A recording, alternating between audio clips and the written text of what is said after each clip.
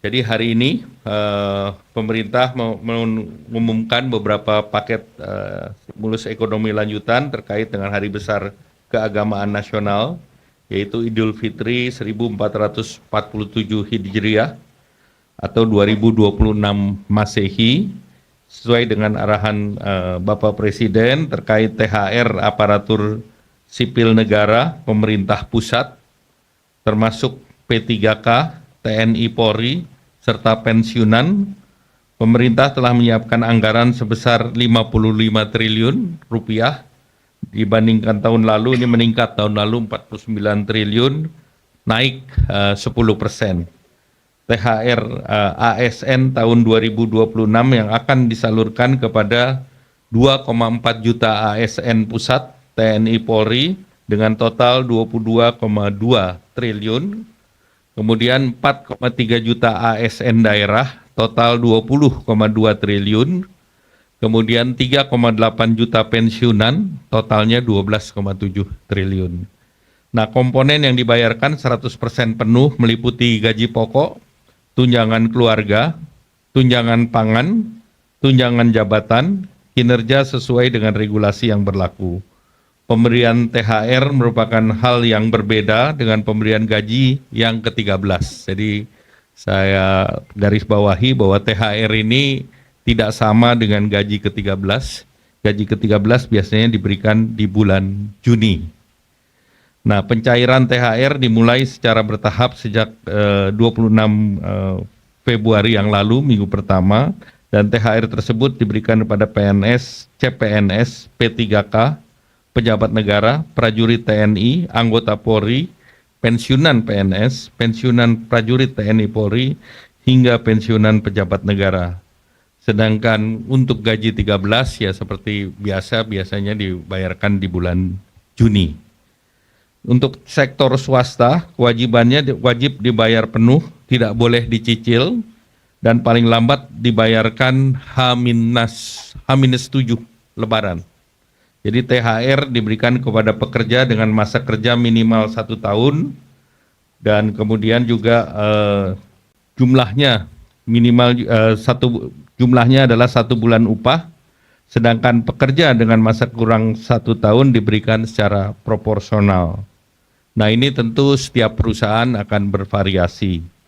Nah, berdasarkan data dari BPJS Ketenagakerjaan, penerima upah yang tercatat adalah 26,5 juta pekerja, dan diperkirakan jumlah THR yang dibayarkan senilai 124 triliun rupiah untuk THR sektor swasta, dan ini diharapkan bisa mendorong konsumsi nasional secara signifikan. Kemudian bonus hari raya untuk ojol, ini bonus hari raya ini telah dilakukan dengan komunikasi intensif dengan para aplikator, dan alhamdulillah komitmen kuat dari para aplikator juga diwakili dengan yang hadir pada pagi hari ini. Jumlah yang diberikan ini BHR tahun 2025 bisa mencakup kepada sekitar 850.000 mitra penerima atau pengemudi dengan nilai total 220 miliar, dan ini 2 kali dari tahun lalu. Tahun lalu itu sekitar 110 miliar dari masing-masing aplikator seperti Goto dan Grab. Tahun lalu menyediakan 50 miliar masing-masing. Tahun ini 100 sampai 110 miliar, meningkat 2 kali, dan penerimanya juga menerima masing-masing 400.000. Maxim juga memberikan kepada 51.000 mitra sebagai penerima BHR. Tahun lalu 1.000 mitra, jadi Maxim meningkatnya juga besar, 51.000. Kemudian InDrive juga memberikan sekitar 500-an. Nah, kami mendorong penyaluran dilakukan lebih awal, H-14 atau paling lambat H-7 sebelum Idul Fitri.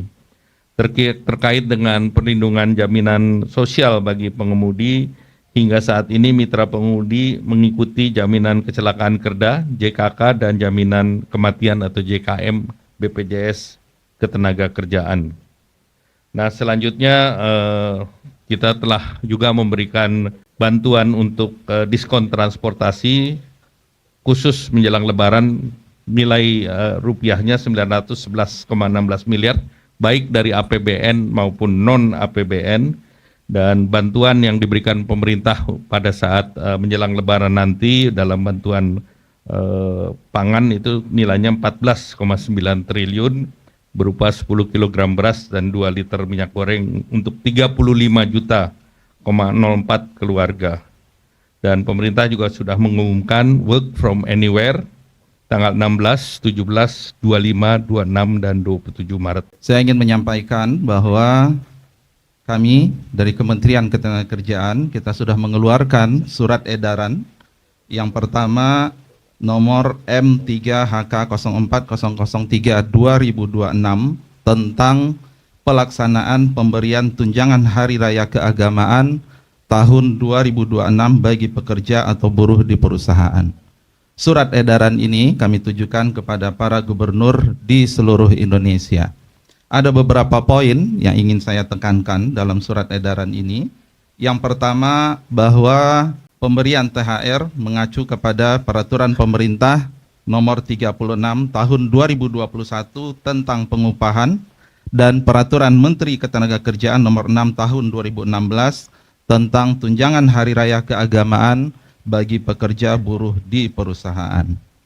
Yang kedua, bahwa THR keagamaan diberikan kepada pekerja atau buruh yang telah mempunyai masa kerja 1 bulan secara terus-menerus atau lebih, dan pekerja atau buruh yang mempunyai hubungan kerja dengan pengusaha berdasarkan perjanjian kerja waktu tidak tertentu atau perjanjian kerja waktu tertentu.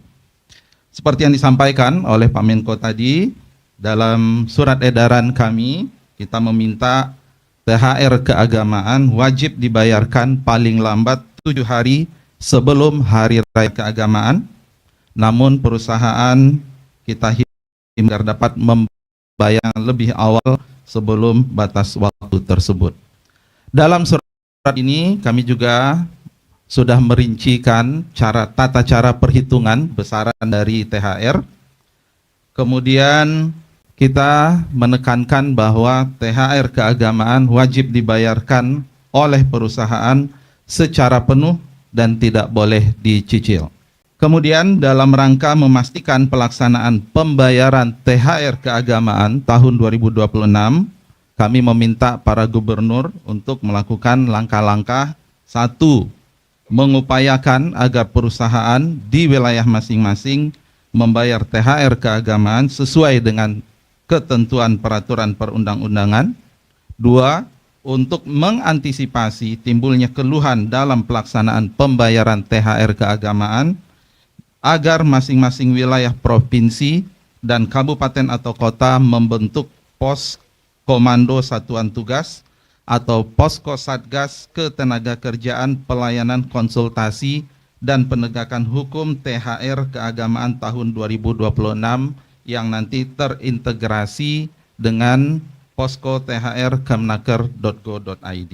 Saya juga ingin menyampaikan yang kedua, surat edaran Menteri Ketenagakerjaan nomor M4HK040003/2026 tentang pemberian bonus hari raya keagamaan tahun 2026 bagi pengemudi dan kurir pada layanan angkutan berbasis aplikasi. Surat edaran ini ditujukan kepada para gubernur dan pimpinan perusahaan penyelenggara layanan angkutan berbasis aplikasi di seluruh Indonesia.